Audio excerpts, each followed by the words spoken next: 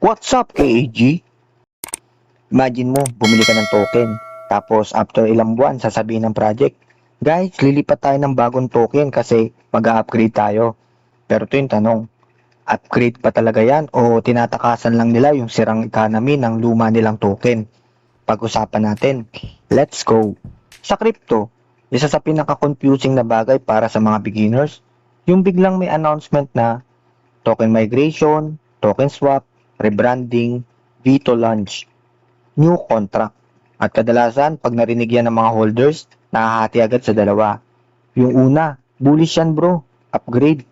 Yung pangalawa, delikado yan, makarag pull na next. At honestly, parehong may punto. Pero may mga token migration na legit ang improvement talaga. Pero meron ding migration na parang pagtatago lang ng lumang problema gamit yung bagong pangalan. At yan yung pag-uusapan natin ngayon. Hindi tayo magpo-focus sa hype. Pag-uusapan natin paano mo malalaman kung healthy evolution ba siya o lipstick lang sa patay na project. Ano bang ibig sabihin ng token migration? Simple lang. Yung lumang token, papalitan ng bagong version. Parang token V1 magiging V2. Minsan parehas ang pangalan. Minsan bagong pangalan. Minsan bagong blockchain pa. Sample, nasa old chain sila dati. Tapos lilipat sa mas mabilis o mas murang chain.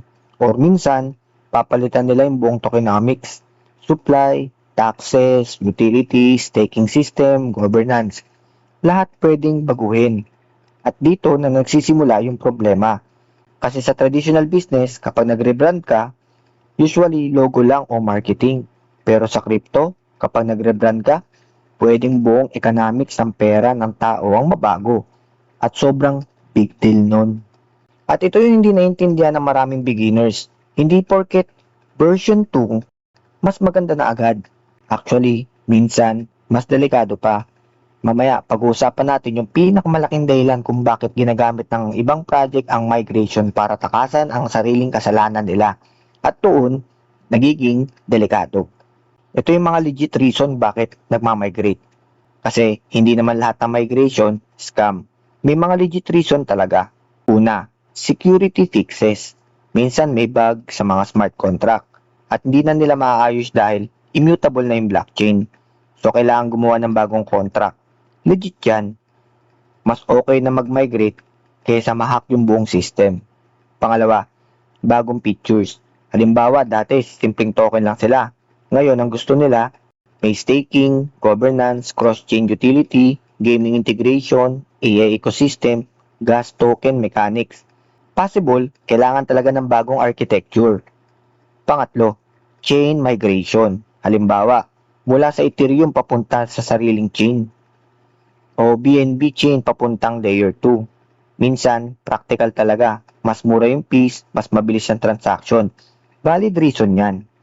Pero sa personal kong obserbasyon, maraming project gumagamit ng technical reasons. Kahit ang totoong problema, bagsak na talaga yung token nila at doon dapat critical ka. Kasi ang tanong, hindi dapat may migration ba? Ang dapat mong itanong, bakit kailangan mag-migrate? Magkaiba yun. Ito na yung pinaka-importante. Kasi dito ka nalulugi. Red flag number 1. Biglang rebrand pagbagsak na yung token. Napansin mo ba? Kapag patay na yung community, bagsak na yung presyo, wala nang gumagamit, biglang new era, new token, V2, reborn. Parang relasyon na toxic. Tapos nagpalit lang ng DP. Same issues pa rin. Ito, malaking red flag. Kapag ang migration mas marketing kaysa sa actual improvement. Halimbawa, imagine may token ka, walang users, walang revenue, puro unlock ng insiders, bagsak yung liquidity, negative yung sentiment. Tapos biglang, guys, magre-rebrand tayo. Question, nawala ba yung problema? Hindi. Binago lang yung pangalan. At maraming beginner yung mga naloloko dito kasi feeling nila bagong simula. Pero minsan, same developers, same bad tokenomics, same empty promises. Bagong ticker lang. Pangalawang red flag, ginagawang excuse ang migration para i-reset ang tokenomics. Ito yung mas delikado. Minsan ginagamit yung migration para dagdagan yung supply, baguhin yung vesting, ilipat ang allocation. bawasan yung value ng old holders. At minsan, dahan-dahang ginagawa. Kaya dapat marunong ka magbasa kasi ang ibang project, parang gobyerno na nagpiprint ng bagong pera para matakpan yung dating problema. Temporary lang yung pag-grow. Pangatlong red flag, pinipilit ng holders na mag-swap kaagad. Kapag sobrang aggressive ng messaging, swap now, last chance, mawawala ang token mo. Possible, legit urgency. Pero posible din na panic tactic.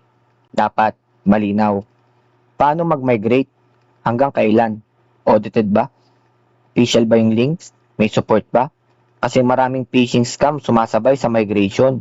At dito maraming nawawalan ng wallet. Ito yung pinaka-interesting. Kasi hindi lang technology issue ito. Psychology issue din. Kapag may migration, umaasa ulit ang holders. Parang, finally, pabalik na yung presyo. At ginagamit yan ng ibang project. Hope, narrative, fresh start energy. Kaya mapapansin mo, kapag may version 2 na announcement, biglang active na ulit yung community. May excitement, may hopium.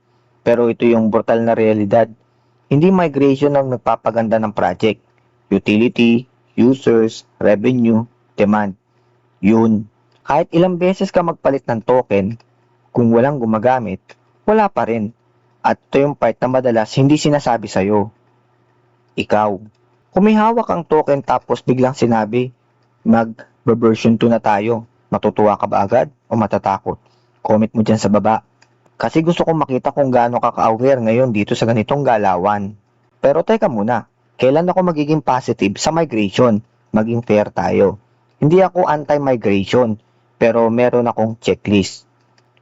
Unang checklist, ang mga positive sign, may actual product. Kung may tunay na user na gumagamit ng ecosystem at may clear reason bakit kailangan mag-upgrade, mas believable yan.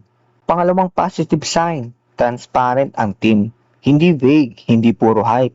May documents, migration guide, audits, timeline, explanation. Professional. Pangatlong sign, hindi lang presyo ang focus. Kapag puro to the moon, 100x, bullish, red flag na yan. Serious builders usually technical at long-term ang explanation. Hindi puro excitement farming. Ito yung mga bagay na dapat na ginagawa mo. Ito yung mga practical na part. Una, huwag kang mapofomo kaagad. Hindi porket may version 2, buy na kaagad. Minsan trap pa yan. Pangalawa, basahin mo ang tokenomics. Ito yung pinakaayaw ng mga beginner. Pero ito yung pinaka-importante. Sino yung may hawak ng supply? May unlock ba? May bagong inflation ba? May burn mechanism ba talaga? O marketing lang? Pangatlo, tingnan kung may users. Hindi followers, hindi likes, users. Kasi maraming crypto project, mukhang buhay sa Twitter, pero ghost town sa actual na product. Kaya nga minsan napapatanong ako, bakit paulit-ulit to sa crypto? Kasi madaling gumawa ng narrative sa crypto. Pag maraming tao, mas bumibenta ang istorya kaysa sa fundamentals. At ito yung harsh truth. Minsan, mas madaling gumawa ng bagong token kaysa ayusin yung nasirang project. At hanggat gumagana yung strategy na yan, paulit-ulit lang yan sa market. Personally, hindi ako automatic berry sa migration. Pero hindi rin ako impressed. Para sa akin, neutral event lang siya. Ang importante, may totoong improvement ba pagkatapos? Kasi kahit gaano kaganda ang branding, kung walang users, eventually, babagsak din. At honestly, dito nawawasak yung maraming beginners. Hindi dahil kulang yung nalalaman nila, kundi dahil sobrang bilis nilang maniwala sa new beginning narrative. So, red flag ba ang token migration? Ang sagot? Depende. Pwede siyang sign ng evolution, sign ng desperation, sign ng technical growth, o sign na tinatakpan yung mga lumang problema. At ikaw, bilang investor, trabaho mong kilalanin alin doon ang totoo. Hindi sapat yung may version 2 kaya bullish, hindi sapat yun. Sa crypto, madaling magpalit ng pangalan. Mas mahirap gumawa ng tunay na value. At tandaan mo, kapag kailangan ng project mag-restart ng paulit-ulit, baka hindi token ng problema, baka mismong sistema na. At doon ka dapat maging mapanuri. Kasi sa market na puno ng hype, yung marunong magduda ng tama, yung madalas ang mas tumatagal. Game on!